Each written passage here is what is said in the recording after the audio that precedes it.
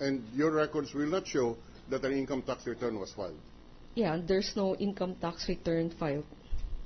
Thank you, Mr. President. Anyone else? Majority Floor Leader, Senator Recto, Mr. President. the gentleman from Batangas.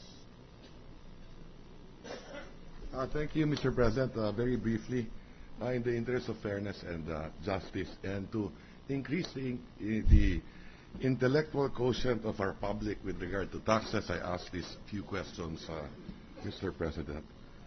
Mr. President, let me first follow up on the question of our Senate President.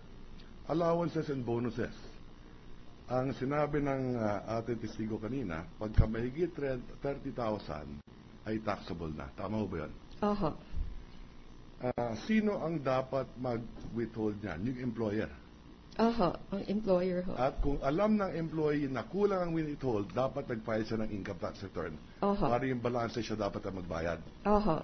Pero mahirap sigurong isipin para sa ordinaryong empleyado that is the case.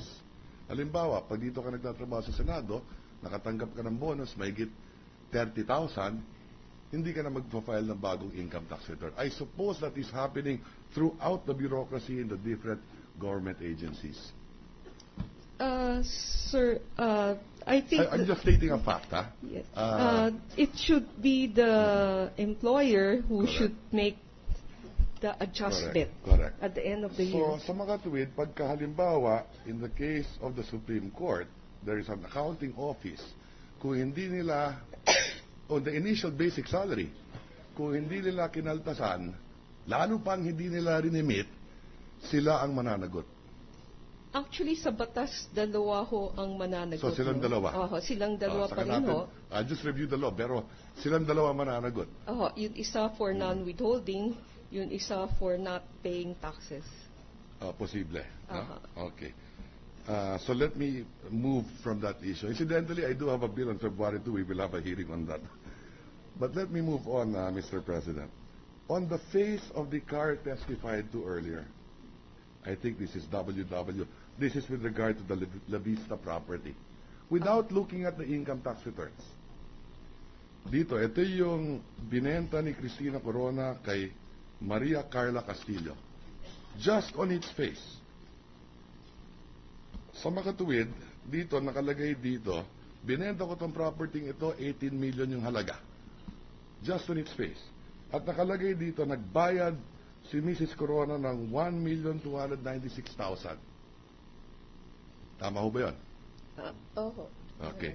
Therefore, kumita siya ng mahigit 16 million. Oho. Tama? Kung totoo ho yung Kung transaction. tama, on its face. Yes, Totoo yung yes. transaction nangyari. Oho. Ha?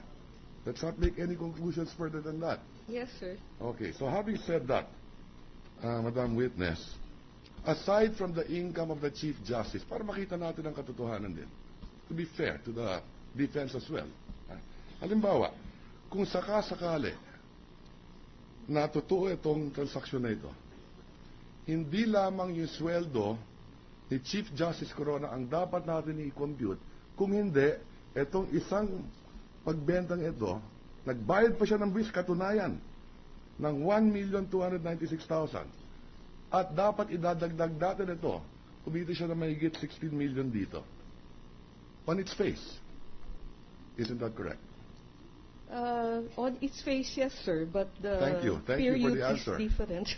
No. Yes, What you're sir, on its saying face. now is, in the income tax return, so let me proceed to that. What you testified earlier is on the income tax return of Maria Carla Castillo. Yes, In sir. effect, you're questioning her capability to buy Yes, this sir. property Yes, sir. just by reviewing the income tax returns. Of Maria Carla That is right. Constantino. Have you reviewed the income tax returns of the husband as well? Yes, sir. But that has not been testified to yet. No, sir. Hindi pa. So, No. ibig sabihin, magkakaroon pa kayo niyan. I Posible. don't know, sir. Maybe. Kasi tinawag ng prosecution eh. No? Okay. Kung halimbawa naman, yung kanyang father-in-law ang nagpautang sa kanya, I mean, it does not necessarily prove anything immediately. If at all, non-payment of taxes, sila. But it doesn't prove immediately that it is conclusive na wala siyang pera para bilhin ito. On that other hand. Yes, sir. Diba? Yes, Okay, sir. well, thank you for that. My time is up, Mr. President. In other words, the mere incapacity on record of his income tax by a buyer of property to buy the property is not an absolute evidence of illegalness of resources used to buy the property. We have to look at other circumstances, sir. Precisely. You are just basing your conclusion on the fact that the income tax return on its face of the buyer would not support the ability to purchase. Yes, sir. Thank you. Mr. President, one final member of the court, Senator Joker Arroyo, wishes to be recognized. The gentleman from Makati Indigo.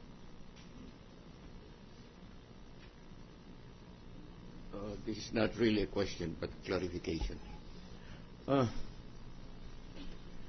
You said that on the 19th of January, you received the subpoena.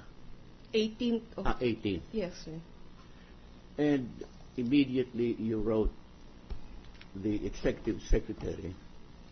I wrote the executive secretary on January 19, the next day. All right. Now, and on January 20, you received the authorization. Yes, sir, at 6:44 Right. p.m. I just want to lay the speed with which, Pardon, sir?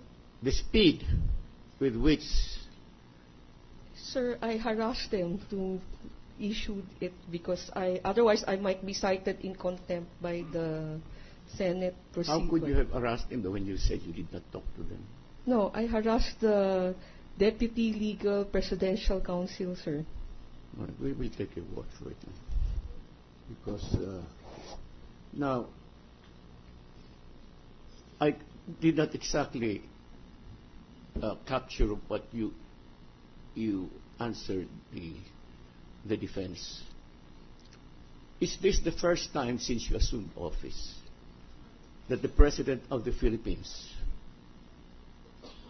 issued an authority to the Commission of Internal Revenue to release the ITRs?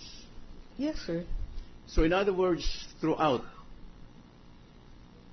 the period when you were, when did you assume the office of?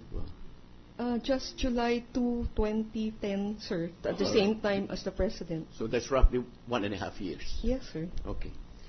So for 1.5 years, there was never an instance where the President of the Philippines authorized the release of an ITR. No, sir. So this stands out as, you know, of a kind of singular incident. Sir, because nobody asks for returns from Yeah. us No. that's not authorized, sir. Then, again, I want to be clarified as to the statement that the Commissioner of Internal Revenue is now conducting an investigation of Chief Justice Corona. Sir, I said that it warrants a further investigation, sir. Right, okay. Correct me if I'm wrong, because I'm just basing this on the recollection of your statement. In the course of your examination of the papers that you had, you found it necessary to pursue an investigation. Do I understand you correctly? Sir, because of the... You don't give the reason first. It was because of your investigation. Then you can... was Yes. it because of that? The papers in front of you... The data in the papers in front of me dictates that I should investigate further. All right.